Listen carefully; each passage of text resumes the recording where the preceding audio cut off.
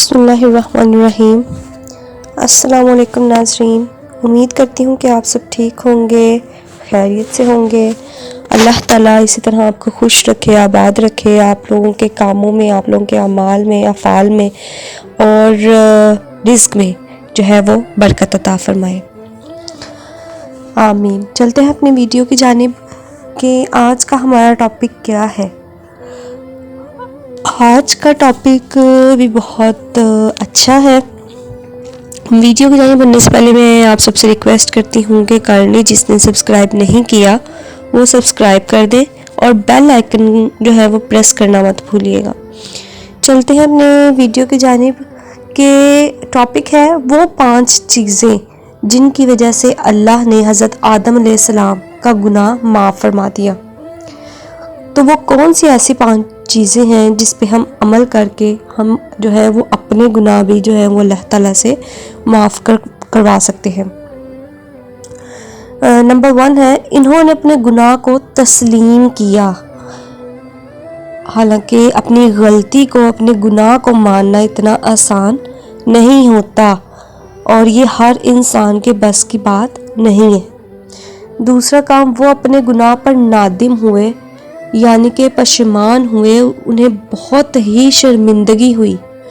ایک تو گناہ کرنا اور اس پہ شرمندہ ہونا، یہ ایک بہت بڑی بات ہوتی ہے۔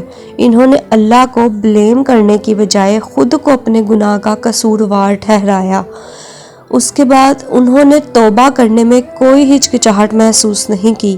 بعض اوقات ہم کسی کو خود غلطی پہ ہوتے ہیں لیکن ہم سوری یا کوئی اگلے سے معافی مانگنے کی بجائے اس پہ اترارے ہوتے ہیں کہ میں کیوں معافی مانگوں، میری تو غلطی ہے ہی نہیں، میں تو ایسا ہوں، میری تو ایگو خراب ہوگی، میری تو انا کا مسئلہ ہے۔ اس طرح چیزیں جو ہے نا وہ اللہ کے رحم سے مایوس نہیں ہوئے، یعنی کہ اتنے سالوں کی جو ہے وہ انہوں نے اپنے گناہ کی معافی مانگی لیکن وہ پھر بھی اللہ تعالیٰ کی رحمت سے مایوس نہیں ہوئے، یعنی کہ سوچتے رہے کہ کسی نہ کسی دن تو اللہ تعالیٰ جو ہے وہ مجھے دیکھیں گے، مجھ پہ رحم کریں گے، اپنی رحمت کریں گے۔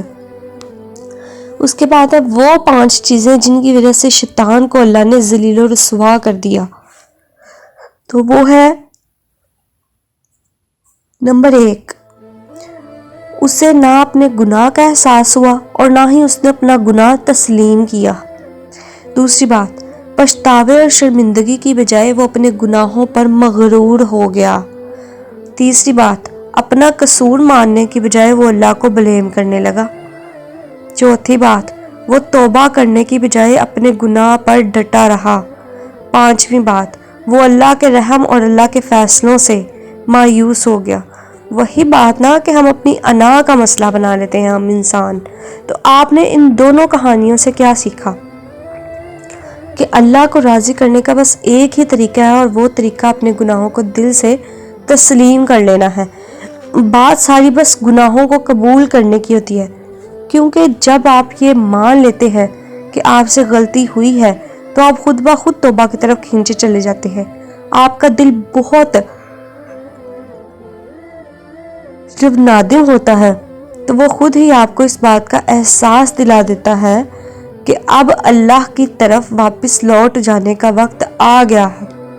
اور جب آپ اللہ کی طرف واپس لوٹ جاتے ہیں تو آپ کا یہ عمل اللہ کو اس بات کی دلیل دیتا ہے کہ آپ اس کی رحمت سے ابھی بھی پر امید ہے،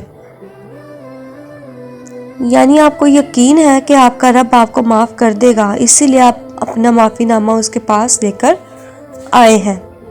جبکہ دوسری طرف جب آپ اپنے گناہوں کو جو ہے وہ تسلیم نہیں کرتے تو اپنے گناہوں پر آپ ڈٹے رہتے ہیں، یعنی کہ آپ مسلسل گناہ کرتے رہتے ہیں اور یوں آپ کے گناہ اتنے بڑھ جاتے ہیں کہ پھر آپ کا دل جو ہے وہ سخت ہو جاتا ہے، اور دل کی سختی انسان کو آسمان سے زمین پہ دے مارتی ہے۔ اس لیے گناہوں کو قبول کرنا سیکھیں اور یہ ماننا سیکھیں کہ ہاں آپ نے خطا کی ہے۔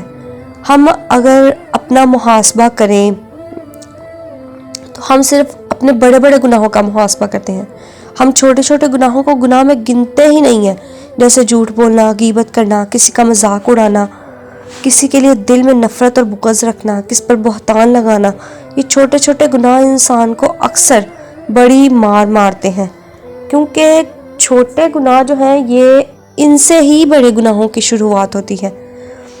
تو اللہ سے معافی مانگنے میں کبھی بھی دیر نہیں کرنی چاہیے۔ شیطان آپ کو بہت ورگلائے گا، شیطان آپ کے دل میں طرح طرح کے وسوسے ڈالے گا۔ شیطان کبھی آپ کے دل میں یہ خیال ڈالے گا کہ اب تو بہت گناہ ہو گئے، اب اللہ معاف نہیں کرے گا، اور کبھی شیطان آپ کے کانوں میں سرگوشی کرے گا کہ جانے تو چھوٹا سا گناہ ہے، کون سی سزا کوئی اس کی ملنی ہے ابھی۔ گناہ تسلسل کے ساتھ بڑے ہوتے ہیں، جیسے ایک چھوٹی سی نیکی مسلسل کی جائے تو وہ بڑی نیکی بن جاتی ہے، بالکل اسی طرح جب گناہ مسلسل کیے جائے تو گناہ بھی بڑے بن جاتے ہیں۔ گناہ ہم سب کے ہوتے ہیں، لیکن ہم نے ان گناہوں کا تسلسل توڑنا ہے، ہم نے گناہوں کو دہرانا نہیں ہے، ہم نے پہلے ہی توبہ کر لینی ہے، ہم نے گناہوں پر اترانا نہیں ہے، ہم نے گناہوں پر شرم سے سر کو جھکانا ہے تاکہ ہمارا انجام شیطان جیسا نہ ہو۔ اللہ نے ہمیں حضرت آدم علیہ السلام کی اس کہانی سے توبہ سکھائی ہے، اگر اس نے ہمیں معاف نہ کرنا ہوتا تو وہ توبہ کی طرف ہماری رہنمائی نہ کرتا۔ اللہ نے دونوں کہانیاں ہمارے سامنے رکھی ہیں، اس لیے رکھی ہیں تاکہ ہم سوچ سمجھ کر یہ فیصلہ کریں کہ ہمیں اپنی کہانی کیسے لکھنی ہے، ہمیں حضرت آدم علیہ السلام کی طرح اللہ کو منانا ہے یا پھر شیطان کی طرح ڈٹ جانا ہے۔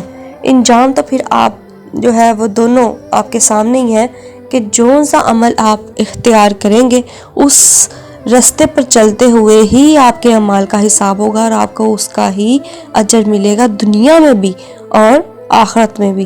آخرت میں تو ہمیں پتہ ہی ہے، لیکن دنیا میں بھی اس کا جو ہے وہ ایفیکٹ بہت زیادہ پڑتا ہے ہماری لائف پہ، ہماری اولاد پہ، ہمارے مال پہ، جان پہ، ہر چیز پہ اس چیز کا جو ہے وہ ایفیکٹ پڑتا ہے۔ امید کرتی ہوں کہ آپ کو آج کی ویڈیو بھی اچھی لگی ہوگی، اس ویڈیو کو ضرور شیئر کیجیے گا، اور ویڈیو کو شیئر کرنے کے بعد امید کرتی ہوں کہ ہم سب اس بات پہ عمل کریں گے کہ ہم اپنے گناہوں پر نادم رہیں، دوسروں کی دل آزاری نہ کریں، مذاق نہ بنائیں، اور جو ہے وہ جھوٹ جو ہے وہ نہ بولیں، کیونکہ جھوٹ جو ہے وہ تمام بیماریوں کی جڑ ہے۔ اللہ تعالی ہم سب کے، بلکہ آپ کے، ہم سب کے مال میں، جان میں، عزت میں، رزق میں، اولاد میں جو ہے وہ برکت عطا فرمائے، کامیابی اور کامرانی ہمیں عطا فرمائے۔ آپ سب کو اللہ تعالیٰ جو ہے وہ خوش و خرم رکھے، آمین۔ امید کرتی ہوں کہ آپ کو جو ہے وہ آج کی ویڈیو بھی اچھی لگی ہوگی۔ جزاک اللہ۔